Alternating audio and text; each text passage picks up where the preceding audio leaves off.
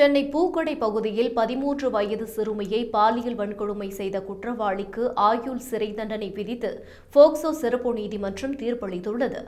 இதுகுறித்து இன்று தமிழக காவல்துறை வெளியிட்டுள்ள செய்திக்குறிப்பில் 2023ஆம் ஆண்டு சென்னை பெருநகர காவல் பூக்கடை காவல் மாவட்டத்தில் வசித்து வந்த 13 வயது சிறுமியை ஒரு நபர் அழைத்துச் சென்று பாலியல் தொந்தரவு கொடுத்ததாக சிறுமியின் தாயார் கொடுத்த புகார் மீது W10 பூக்கடை அனைத்து மகளிர் காவல் நிலையத்தில் இந்திய தண்டனை சட்டம் மற்றும் போக்சோ சட்டப்பிரிவுகளில் வழக்கு பதிவு செய்யப்பட்டது. சிறுமிக்கு பாலியல் தொந்தரவு கொடுத்த 43 வயது நபரை கைது செய்து நீதிமன்றத்தில் ஆஜர்படுத்தி நீதிமன்ற உத்தரவுப்படி சிறையில் அடைத்தனர்.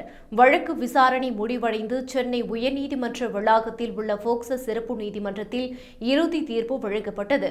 மேற்படி வழக்கில் கைது செய்யப்பட்ட 43 வயது நபர் மீது குற்றம் நிரூபிக்கப்பட்டதால் குற்றவாளிக்கு ஆயுள் சிறை தண்டனை மற்றும் 30,000 ரூபாய் அபராதமும், அபராதம் செலுத்த தவறினால் மேலும் 4 மாதங்கள் சிறை தண்டனை அனுபவிக்க வேண்டும் என்று நீதிபதி தீர்ப்பில் குறிப்பிட்டார்.